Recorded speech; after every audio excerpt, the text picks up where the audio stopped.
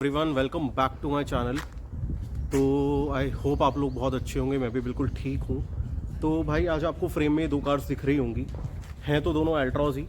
तो ये अल्ट्रॉज हमारे वाली है और ये भी हमारे घर की अल्ट्रॉज है जो मेरे बड़े भैया यूज़ करते हैं। अब इन दोनों को फ्रेम में लाने के पीछे का रीज़न क्या है, चलो फ्रेम चेंज करके ही बात करते हैं। तो भाई इन दोनों कार्स को फ्रेम में लाने के पीछे का रीज़न ये है, बेशक ये कार दोनों सेम है, कंपनी सेम है, मॉडल भी सेम है। डिफरेंस क्या है? डिफरेंस ये है कि ये वाली जो कार है ये अल्ट्रॉज डीसीटी वाली है जो कि पेट्रोल में आती है, और ये जो हमारे राइट हैंड पे खड़ी है ये वाली कार ये है अल्ट्रॉज डीजल। अब भाई होता क्या है, काफ़ी सारे लोग मुझसे पूछते हैं कि यार जैसे डीसीटी वाली है इसका एवरेज कम है तो ये हमें लेनी चाहिए नहीं लेनी चाहिए, डीजल वाली जो अल्ट्रॉज है वो हमें लेनी चाहिए नहीं लेनी चाहिए, या लॉन्ग रन में उनके लिए कौन सा बेटर एक ऑप्शन है। तो चलो यार आज हमें दोनों ही कार मिल गई हैं। अब दोनों वेरिएंट कौन कौन से हैं मैं ये आपको बता देता हूँ। ये जो हमारी अल्ट्रॉज है ये हमारी आती है डीसीटी में XZA मॉडल। ये वाली जो अल्ट्रॉज है ये बिल्कुल टॉप एंड मॉडल है जो कि अल्ट्रॉज में 2021 में आया करता था। ये है अल्ट्रॉज का XZ प्लस।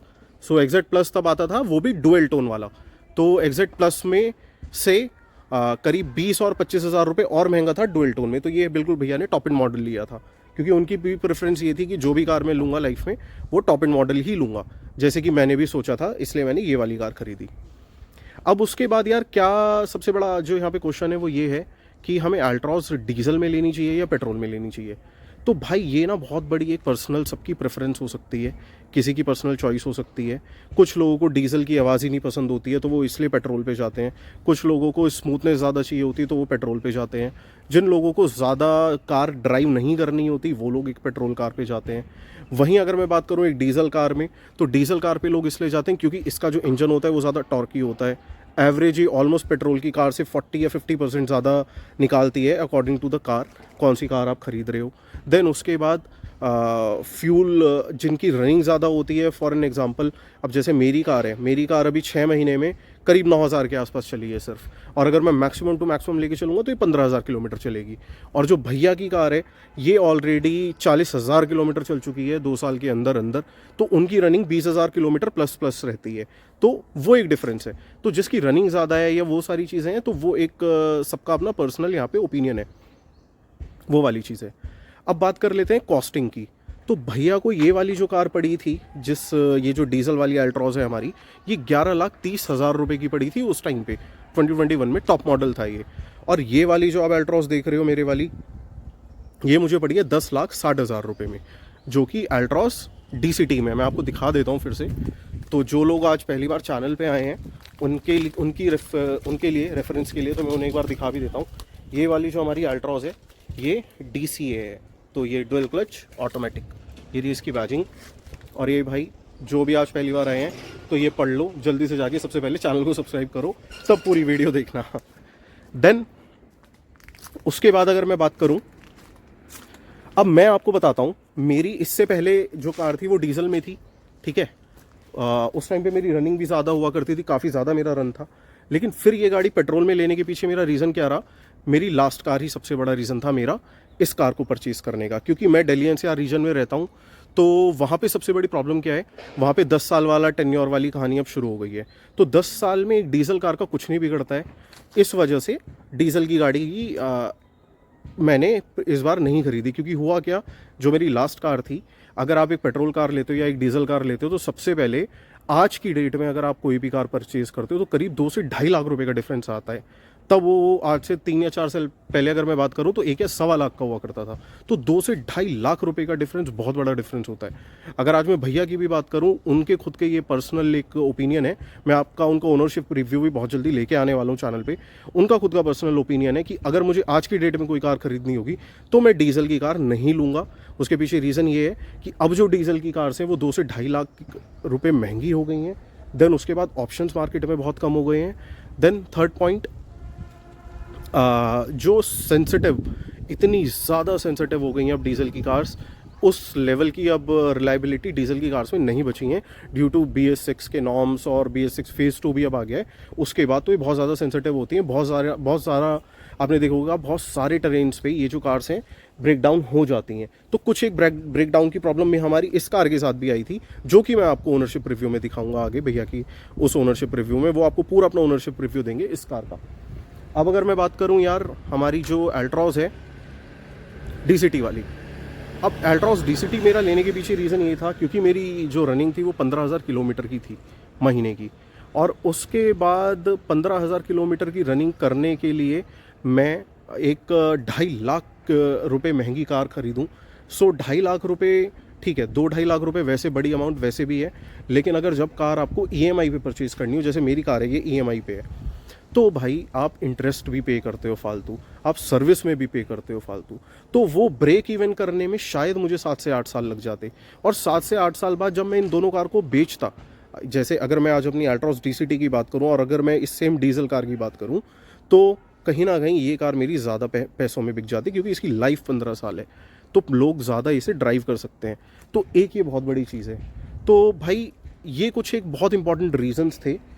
अब है क्या, मैं बिल्कुल इस चीज़ को एक्सेप्ट कर रहा हूँ, हमारी जो अल्ट्रॉस DCA वाली है भाई परफॉर्मेंस कहीं ना कहीं लैक करती है, इसमें वो वाली परफॉर्मेंस नहीं है जो इस कार में मिलती है, तो वो एक बहुत बड़ा डिफरेंस है। अब इंजन मैं आपको दोनों में बता देता हूँ। जो ये वाली हमारी है ये 1.2 लीटर नेचुरली एस्पिरेटेड में आती है DCT में, और 86 PS की पावर जनरेट करती है और 113 या 14 Nm का टॉर्क जनरेट करती है। वहीं अगर मैं अल्ट्रॉस डीजल वाली की बात करूँ, जो वाइट वाली है, ये 1.5 लीटर डीजल इंजन के साथ आती है, और ये फोर सिलेंडर कार है। ये 3 सिलेंडर है, ये 4 सिलेंडर है। तो ये जो 4 सिलेंडर है ये जनरेट करती है 90 PS की पावर और 200 Nm का टॉर्क। तो भाई ये कहीं ना कहीं बहुत ज़्यादा टॉर्की भी है, फ्यूल एफिशिएंट है, और मज़ा भी ज़्यादा चलाने में इसे आता है। लेकिन अगर मैं बात करूँ कन्वीनियंट कौन सी है और कंफर्ट, और लॉन्ग टर्म में आपको ज़्यादा कंफर्ट क्या देगी अगर दिल्ली NCR में चलना है, तो भाई ये एक बहुत बेटर ऑप्शन है।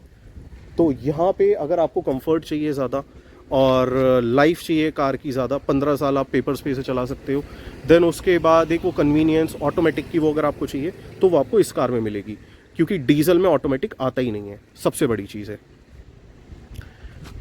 अब भाई वीडियो को सबसे पहले अब यहाँ पे इस वीडियो को कंक्लूड करते हैं। प्रेफरेंस के अकॉर्डिंगली दोनों प्रोडक्ट्स बहुत अच्छे हैं, ये DCT वाली भी बहुत अच्छी है, ये डीजल में भी बहुत अच्छी है।